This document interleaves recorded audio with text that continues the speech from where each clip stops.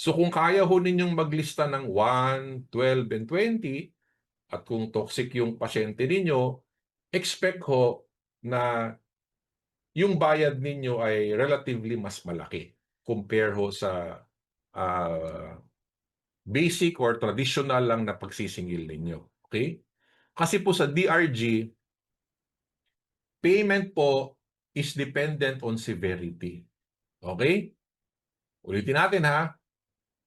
Meron hong Meron nung 1, 12, and 20. The more you list, the better. Kung meron. Next, kung sakaling nalista mo lahat, automatic ba lalaki ang bayad? Pwede at pwede rin hindi. Kasi kung nalista mo lahat at napaka-benign ng pasyente, hindi ho ganun kalaki ang ibabayad sa inyo. So ang sinasabi ho sa DRG, worldwide, the more severe, the bigger the pay.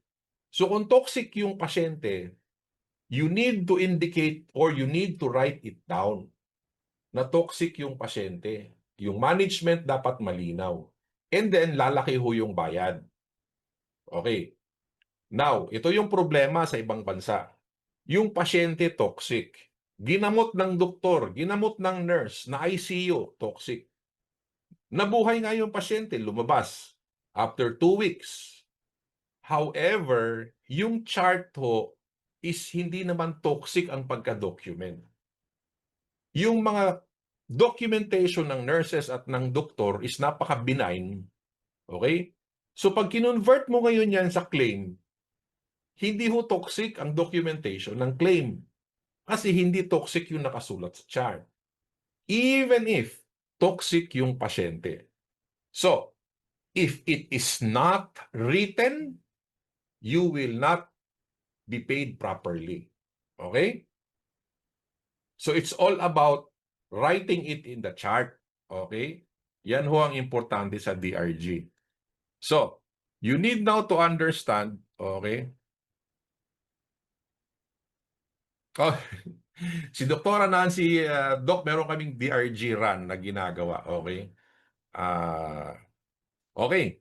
Now, payment is dependent on severity. So ngayon, kailangan natin turuan yung mga doktor natin paano magsulat ng mga diagnosis that will make it very, very severe.